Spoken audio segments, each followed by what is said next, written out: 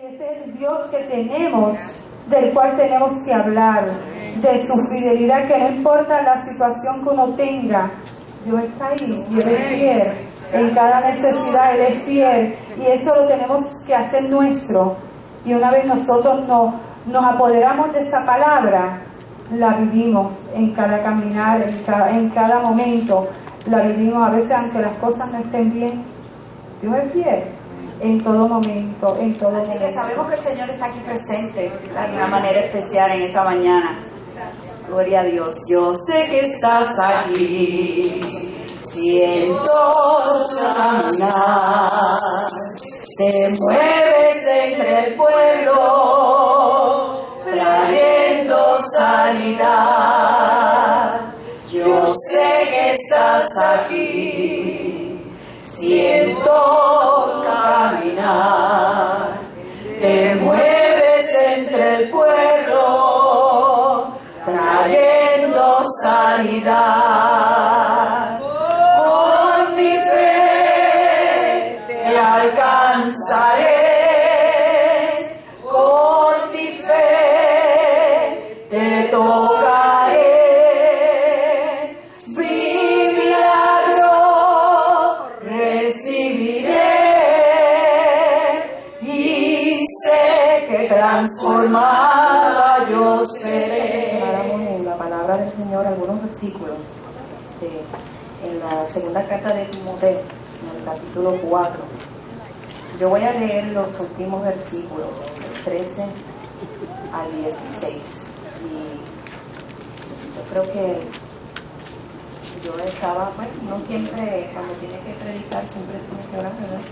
Para que sea Dios quien dirija a uno. Y yo puse en mi corazón esta palabra que dice: no descuides el don de Dios que hay en ti. Y se me quedó como que grabado. Yo dije, pues vamos a buscar eso. Primera de Timoteo, en el capítulo 4, en los versículos 13 al 16. Amén. Lo vamos a leer a la gloria del Padre, del Hijo y del Espíritu Santo. Primera de Timoteo 4, 13 al 16. Entre tanto que voy, ocúpate en la lectura, la exhortación y la enseñanza. No descuides. Ahí fue donde el Señor me detuvo, ¿verdad? No descuides.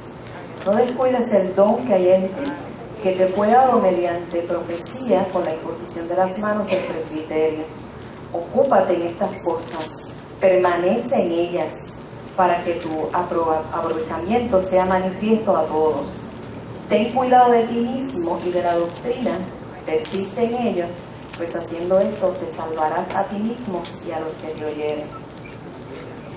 Es claro que esta carta no fue dirigida a ninguna iglesia en particular. Por ejemplo, cuando nosotros leemos las epístolas de Pablo, nos encontramos que Pablo dirige sus cartas a las iglesias, a Roma, a Éfeso, a Colosas. Esta carta en particular, como dos más de ellas, fueron dirigidas particularmente, fueron cartas personales que dirigió. Esta fue dirigida a Timoteo. Hubo una carta que fue dirigida a Filemón y otra a Tito. Solamente 3 cartas vemos en los escritos de Pablo que fueron dirigidas, que fueron personales, cartas personales. Esto no significa que por ser una carta personal, Dios no tenga un mensaje para nosotros, la iglesia de hoy, a través de ella, porque todas las cartas de Pablo fueron escritas en aquellos momentos, pero son para nosotros y para nosotras. ¿Amén? La carta a Timoteo no fue un capricho de un hermano de la iglesia, fue una carta del apóstol, del enviado, con unas instrucciones específicas para un joven que fue enviado a una labor. Estamos hablando del joven Timoteo. En vista de la situación que estaba ocurriendo en Éfeso, Pablo ve de suma importancia, de mucha importancia, por lo que estaba ocurriendo en Éfeso en ese momento, enviar esta carta a Timoteo para darle una continuidad o para darle importancia a lo que Timoteo necesitaba hacer en aquel momento. En Éfeso, nosotros sabemos y hemos estudiado aquí durante los martes que se estudia de una manera sistemática la palabra, porque todos los martes yo creo que el pastor comienza en Génesis y termina en Apocalipsis y vuelve el pie y Apocalipsis termina. Y hemos estado durante estos últimos martes específicamente estudiando las epístolas generales, pero estudiamos las epístolas paulinas. Y en Éfeso nosotros sabemos que los judaizantes estaban esparciendo unas doctrinas bien extrañas. Si usted se va a Primera de Timoteo, capítulo 1, 4 y 7, el apóstol es bien claro, y eran doctrinas extrañas, estaban poniendo énfasis en las cosas tales como la genealogía, las interminables y las fábulas profanas de vieja, dárselas. Ellos se daban de doctores de la ley y se caracterizaban por intelectualismo bien especulativo. Ellos se sentían bien allá arriba. Y entonces esto lo que llevaba era a discusiones, discutían cuestiones que realmente no edificaban. Eran cuestiones necias, cuestiones insensatas y todo este tipo de cosas que realmente no edificaban la iglesia. Y no edificaban a la iglesia, a los cristianos. Entonces los falsos maestros lo que trataban era de arrancar a los cristianos de la base de la salvación, envolviéndolos en todo este tipo de cosas y comentarios que surgían dentro de la iglesia. Además, el apóstol aboga para que se mantenga, digamos, el orden dentro de la iglesia, para que estas cosas que estaban tratando de introducirse dentro de la iglesia no trajeran a la iglesia ni discusiones, ni que la iglesia se entretuviera en estas cosas. Porque cuando esto ocurría dentro de la iglesia, lo que hacía era que los que estaban firmes en la fe comenzaban a tambalearse, y esto realmente era lo que no quería el apóstol. Así es que pudiéramos decir que era una situación bien grave para la iglesia de Éfeso, y podríamos asumir también que estos que estaban tratando de traer este tipo de doctrina y este tipo de enseñanzas, pues tenían como cierto complejo de inferioridad, y eran personas que eran quizás hinchadas y pensaban que lo sabían todo, y que el evangelio no era para aquellas personas humildes y sencillas, que el evangelio era para personas como ellos. En este caso, pues se encontraban frente a un joven, Timoteo, que era todo lo contrario a lo que estos inflaban llegar a ser. De manera que el apóstol se ve la necesidad entonces de escribir esta carta para que Timoteo se mantenga firme. Fíjese que Pablo le dice a Timoteo que se fortalezca. La idea era fortalecer el espíritu de Timoteo, recordarle el don que había recibido y exhortar a este joven pastor a que continuara con la misión. Una de las cosas que no quería Pablo era que estas cuestiones y estas controversias llegaran a absorber y a exigir toda la atención. Fíjese que pues nosotros estamos en una comunidad de fe que es bastante grande, y cada uno de los que estamos aquí, en cierta medida, tenemos una labor que realizar. Dios ha puesto en nuestras manos un trabajo que realizar. Y fíjese que no estamos hablando, yo estoy hablando de un Timoteo, que era un joven pastor, pero cuando hablamos de la obra de Dios, todo lo que Dios nos pone a las manos para hacer es una labor que Dios pone en nosotros para realizar. Pero no sé si usted ha tenido la experiencia de que está realizando una labor dentro de la iglesia de Dios, y siempre ocurren y surgen situaciones en las cuales quizás usted diga: yo creo que yo voy a enganchar los guantes, yo creo que yo no voy a seguir, yo creo que esto como que no va a tener resultados. Falso. Esto no es otra cosa que la manera de detener lo que, no estoy hablando de la obra en términos generales, estoy hablando de usted y de mí, de lo que Dios ha puesto en usted y ha puesto en mí para realizar, y de qué manera surge, o sea, en diferentes situaciones, para detener lo que nosotros estamos realizando. Entonces, el apóstol lo que trata es de fortalecer el espíritu de Timoteo, recordarle el don que había recibido, para que estas cuestiones o controversias no llegaran a absorber y a exigir toda atención, porque es que cuando estas cosas ocurren, entonces en lugar de mantenernos mirando al blanco lo que tenemos que hacer, ¿qué es lo que pasa? Generalmente como que dejamos de mirar el objetivo, la meta, y nos concentramos acá. No porque esto es aquí, no porque está pasando esto, y no nos damos cuenta que estamos descuidando lo que Dios puso en nuestras manos, lo que Dios ha puesto para que yo haga y usted haga. Entonces eso era lo que quería el apóstol. Yo quiero que tu espíritu se fortalezca para que tú continúes haciendo lo que tienes que hacer, que tú escuches lo que escuches, veas lo que veas, tú te sigas manteniendo lo que Dios te ha llamado. Eso es todo. Que no se echara a perder la economía de Dios, la economía de la iglesia o del gobierno de Dios. Y la economía no es otra cosa. Y cuando hablamos de la economía de Dios, de la ciencia de gobernar la casa de Dios, un economista en los días de Pablo era como un administrador que gobernaba la casa de Dios y era un esclavo. Nosotros somos administradores de los bienes de Dios.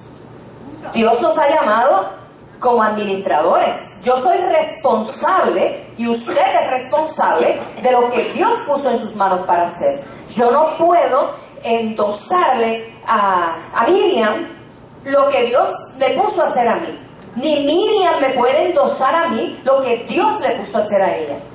Y usted quizá diga, ay, pero lo que yo estoy haciendo, como que pudiéramos, si no está aquí la hermana Norma, que el ministerio de ella es la cocina, y usted dirá, ay, pero la cocina, eso es un ministerio, y hay que respetar ese ministerio y valorarlo, y Dios le da el mismo valor que le da al pastor Moisés Román, que es el pastor rector, porque es un ministerio dentro de la obra de Dios, y ese ministerio, en base a ese ministerio, funcionan o no funcionan otras cosas.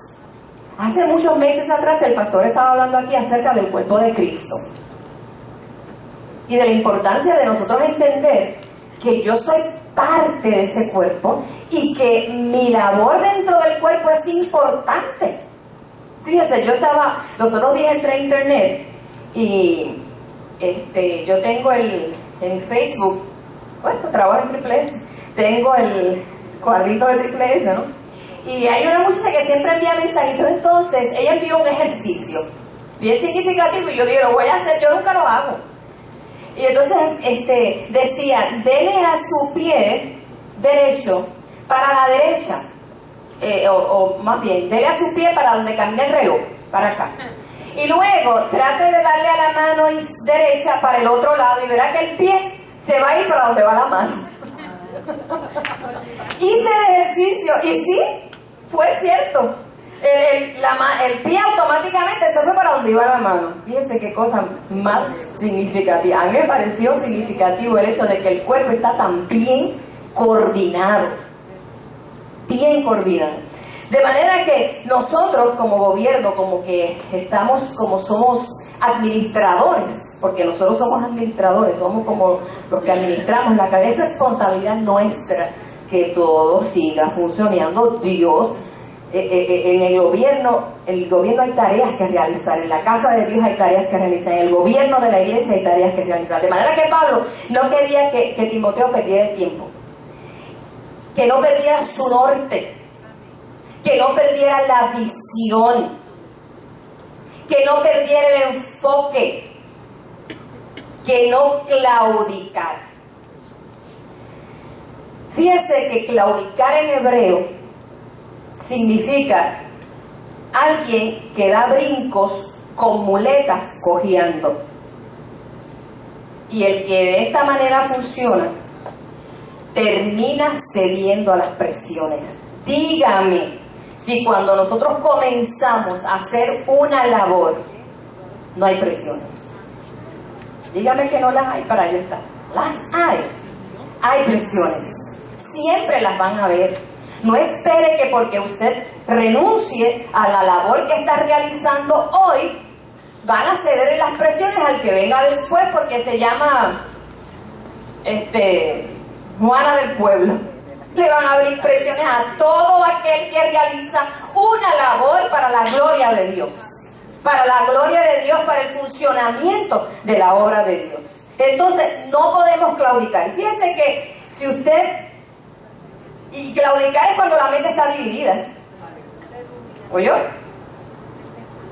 La mente se divide y hoy veo las cosas de una manera y mañana las veo de otras. Y mañana me presiona otra persona y entonces ahora las veo así.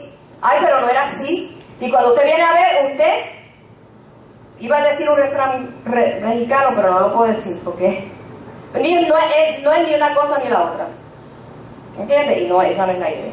Ahora bien, si usted se va al libro de Reyes, usted va a encontrar ahí algo bien interesante. Y es en Reyes capítulo 18, versículo 21. Primera de Reyes.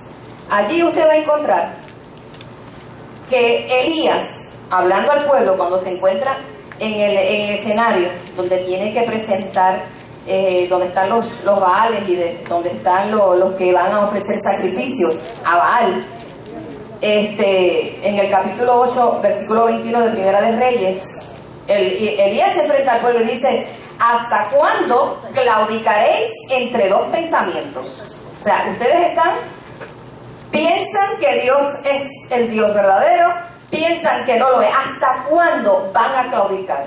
O sea, la forma en que piensas, en la que tú piensas, ¿te habilita o te deshabilita? ¿Funcionas o no funcionas? Por eso es que el apóstol se preocupa tanto por Timoteo y le dice: yo quiero que tú te mantengas en la visión. Venga, lo que escuches, lo que tú veas. ¿A quién hay que mirar? A Cristo. Y poner tu mente y tu corazón en lo que Dios te ha puesto a hacer. ¿Se va a levantar la oposición? Sí. ¿Pero quién te llamó? ¿Quién te puso?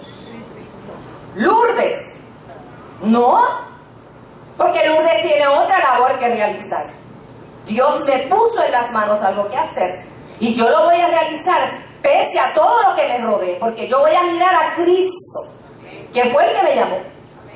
Y no estamos hablando, porque a veces pensamos: Dios me llamó, y pensamos que el llamado solamente es para pastorear, para evangelismo, para ser evangelista. No, el ministerio es todo aquello que nosotros realizamos dentro de la obra de Dios. Aquí no hay ministerio grande ni ministerio pequeño. Todo ministerio. Entonces, como nosotros pensamos, o funcionamos o no funcionamos. Fíjense que Dios le da una victoria a Israel tan y tan significativa cuando se enfrenta David a Goliat. Fíjense qué significativo. Saúl no sabía qué hacer. Y llega David y dice: yo voy a pelear con este gigante. Pues está bien, pues ponte mi armadura. Yo no sé andar con esto, olvídate de eso, me voy al pelado. Me voy como yo sé. Así es que David se tiró, cogió las piedritas del arroyo, y cuando el gigante lo ve, tan chiquito, ese muchachito, pues él dijo: ¿quién es este? Déjame ver. ¿Quién eres tú? ¿Tú crees que tú vienes a mí con un palo, con un pelo? ¿Pero qué tú te crees? Se tiró para atrás Y David, ¿usted se cree que él se detuvo? Él corrió a la línea de batalla, más rápido que el guerrero, tiró la piedra, y cuando tiró la piedra, mire, eso fue, Jehová cogió la piedrita esa y la llevó directamente allá.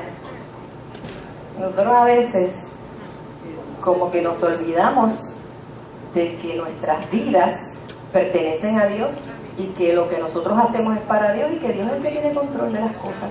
A veces como que nos subestimamos. Yo creo que Pablo estaba tratando de decirle a Timoteo: oye, tú eres un jovencito, pero un jovencito con un ministerio, un jovencito que tiene llamado de Dios, un jovencito que Dios ha puesto en ti talento, así que dale para adelante, no eches para atrás. Y entonces cuando David se encuentra: tú vienes a mí con lanza, espada, jabalina, mas yo vengo a ti. Oye, ¿con qué autoridad este muchacho dio esto? Yo vengo a ti en el nombre de Jehová de los ejércitos, el Dios de los escuadrones, el cual tú has provocado, y yo te voy a cortar la cabeza. Ay, yo creo que él se puso medio bravo. Y voy a dar la carne tuya a las aves. del cielo y a las bestias del campo. Y todo Israel va a saber que Jehová es Dios. Y le zumbó y al rato ya tenía la cabeza de Goliat en la mano. Pero fíjese lo que es no estar con la mente centrada en un llamado. Cuando mi esposo y yo pastoreábamos, mi esposo decía, mira, aquí yo no tengo problema, aquí se puede levantar evangelistas, pastores, como quiera mi Dios quien me llama pastorear y sigo siendo el pastor. Es como que eso no. Y de ahí Dios nos dio la oportunidad de ver hijos estar ahora y están en el pastorado. Y para nosotros un gozo. Y se levantaban ministerios probablemente mayor que el nuestro. Hombres y mujeres de Dios a quien Dios usaba. Pero a quien Dios llamó al pastorado. A él. Eso a él nunca le preocupaba. Yo ministraba, yo enseñaba. A él nunca le preocupó eso. Él decía, pues dale tú para adelante. Todavía yo sigo siendo el pastor. Estaba claro. Saúl como que se olvidó de su misión. Él era el rey. Entonces, ¿qué hizo? Cuando David llega, comienzan a cantar esta canción. Saúl mató a sus miles y David a sus 10,000, y Saúl se desenfocó. ¿Quién era el rey? Saúl. ¿Por qué te desenfocas? ¡Qué bueno! ¡Qué bueno que Dios te dio la victoria! ¡Qué bueno que Dios te usó! ¡Qué lindo! ¿Por qué no podemos decir eso? ¡Ay, qué bueno, el Señor te usó! ¡Qué bendición! ¡Vamos para adelante! Yo comparto esta victoria. ¿Cuál es el problema? No. Entonces Saúl interpretó incorrectamente lo que ocurrió, y esto lo que hizo fue que le trastornó la mente. Se volvió loco. No tuvo una percepción propia del evento. Es verdad que David mató al Goliat y la gente cantó, pero el rey soy yo. Qué bueno. Yo necesito una persona como tú en este ejército, que sea valiente como tú y que me ayude a pelear las batallas. Ya está, sencillo. Eso no te va a restar. Eso es tan sencillo. Miren lo que es la mente, hermano. Qué cuidado tenemos que tener con esta mente nuestra. Algo tan simple lo procesó mal. Activó los sentimientos y se le fue la paz, se le fue la seguridad y se creía que David le iba a robar el reino. No se lo iba a quitar, ya Dios se lo había dado a David. Qué lindo hubiera sido que Saúl hubiera reconocido esto y hubiera pasado en la carrera que tuvimos el sábado. Yo veía a los muchachos corriendo y cuando aquel ya iba llegando le pasaba el palito a otro. Esa es la carrera de relevo. Y qué bueno es entender que ya yo no voy a correr más nada, que aquí corra otro. Hay alguien a quien darle el bastón. Ya, aquí se acabó esto. Qué bueno sería que todos entendiéramos cuándo se nos acabó para entrar a hacer otra labor. Y no es que nos vamos a sentar, ahora yo entreno y me siento. ¿Qué va? Es que Dios te va a ascender y te va a dar algo más grande. ¿Por qué no podemos entender eso? Eso no lo entendió él.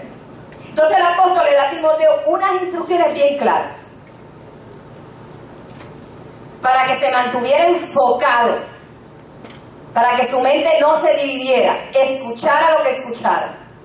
No descuides el don, el carisma. Mantente enfocado hacia donde Dios te ha dirigido, a lo que Dios te ha llamado.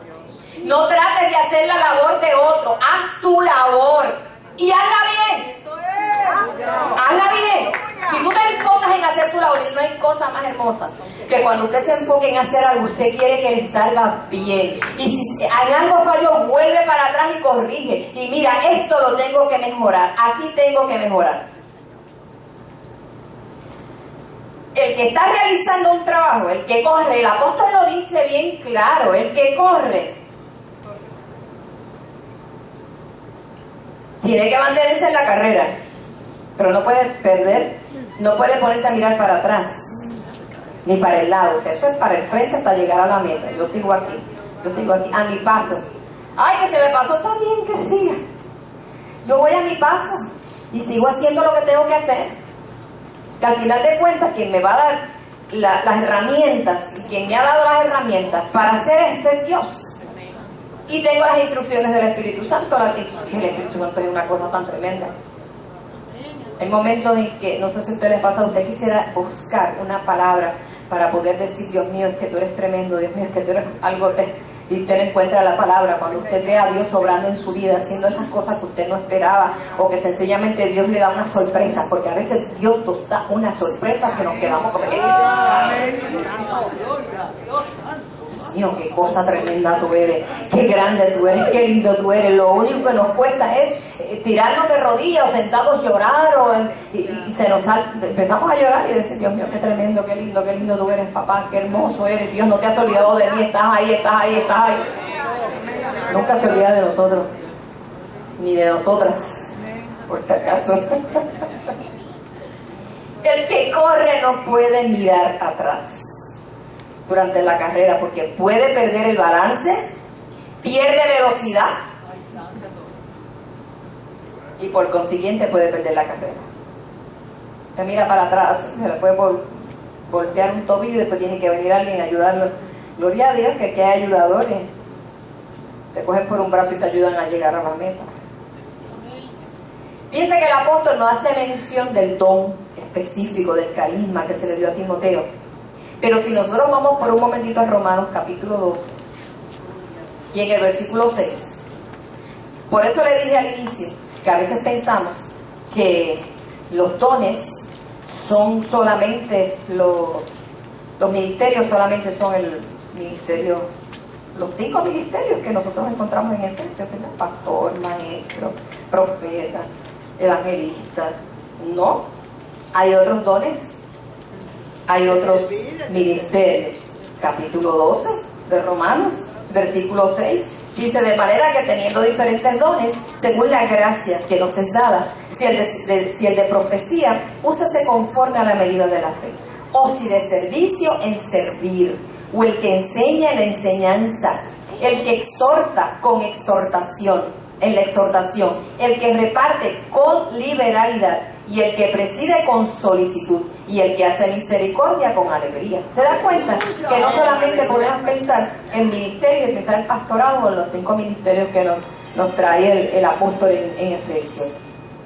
Y entonces le dice, fíjese que en la profecía conforme a la medida de la fe. Pero mire el versículo 8, ¿usted lo leyó? El que exhorta, porque no lo leemos todo otra vez, todos juntos. El que exhorta, en la exhortación.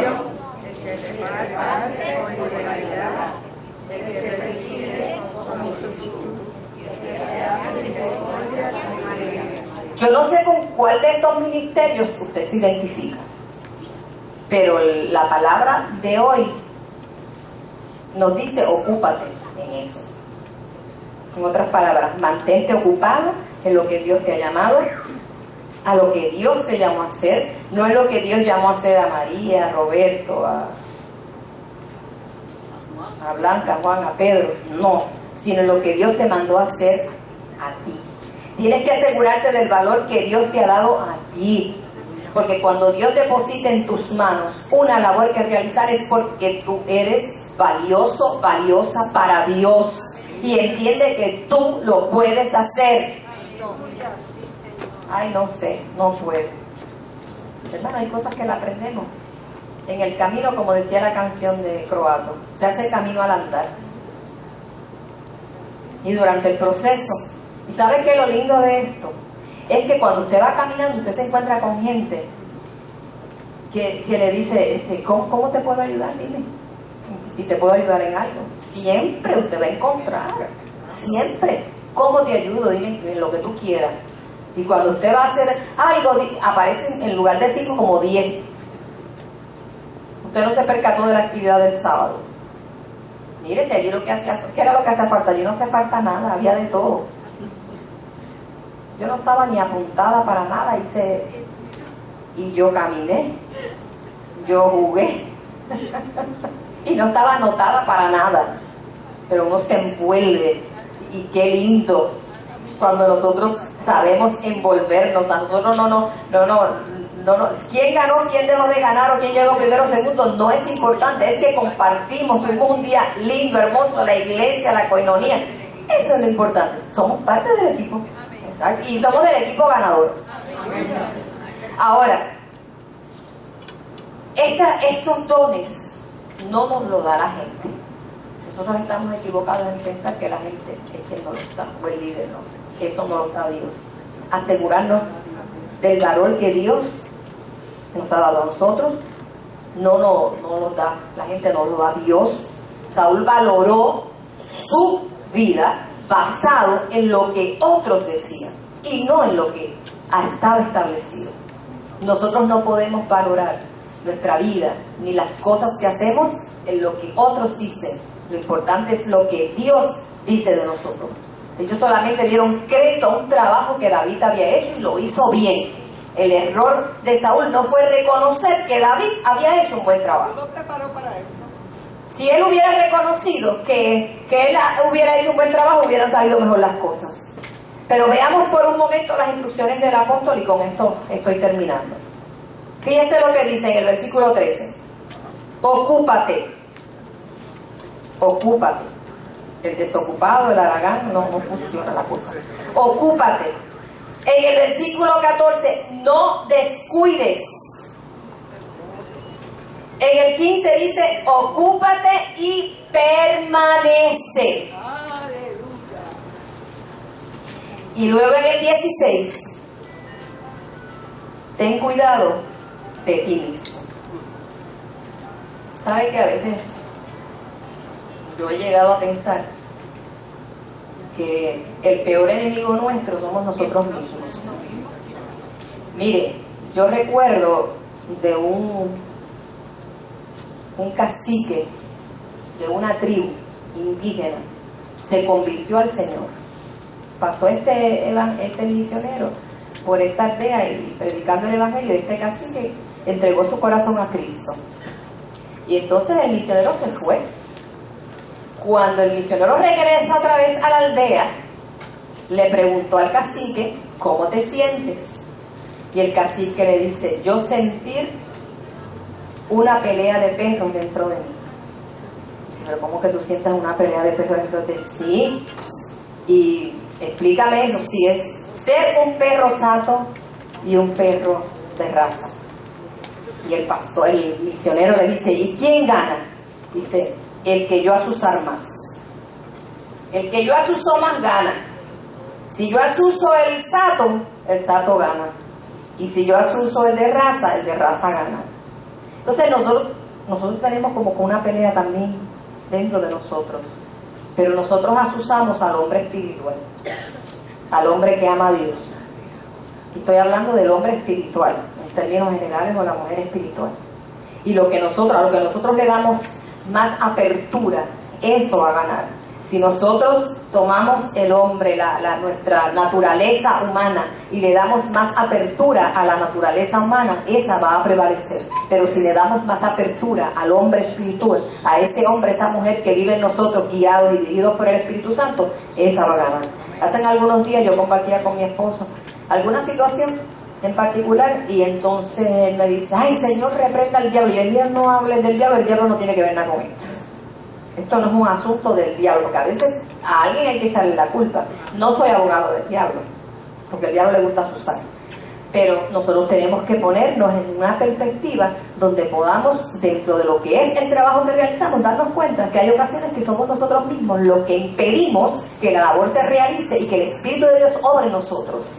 Cuando nosotros ponemos nuestro corazón y nuestra mente en lo que estamos realizando, nosotros nos concentramos y Dios se encarga de hacer. Vamos a concentrarnos en la labor y no gastemos energía en aquellas cosas que no aprovechan y que no traen resultados positivos. Yo creo que las palabras que el Señor, o la orientación que el apóstol trae a Timoteo, es para nosotros también. Es para que nosotros nos vemos en lo que Dios nos ha llamado, nos mantengamos, amén, y no nos desenfoquemos de aquello a lo cual Dios nos ha llamado a realizar. Hay una labor que realizar, Mantengámonos enfocados en eso y sabiendo que el Espíritu Santo el que es el que nos guía y nos va a dar la victoria. Amén. Dios les bendiga, Dios les guarde y dejamos por aquí la hermana Milagro.